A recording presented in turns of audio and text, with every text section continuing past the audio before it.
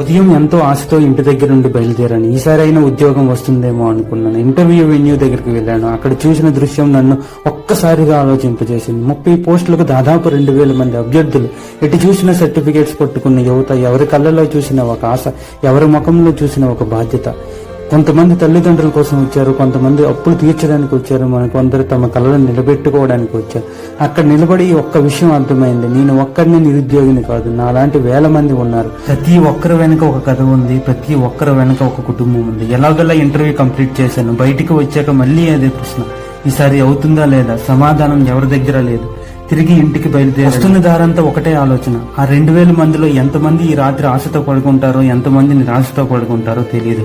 కానీ ఒక విషయం మాత్రం తెలుసు, మేమంతా ఉద్యోగం కోసం మాత్రమే పోరాడలేదు, మా కుటుంబ ఆశల కోసం పోరాడుతున్నాం, మా ఆత్మ గౌరవం కోసం పోరాడుతాం. రేపు రిజల్ట్ ఏదైనా కావచ్చు, సెలక్షన్ రావచ్చు, రిజెక్షన్ రావచ్చు, కానీ ఈ పోరాటం మాత్రం ఆగదు. ఎందుకంటే నిరుద్యోగి జీవితం ప్రతి రిజెక్షన్ ఒక ముగింపు కాదు, ఇంకో ప్రయత్నానికి మొదలు. ఈ వీడియో మీకు నచ్చినట్టయితే like, share and subscribe please.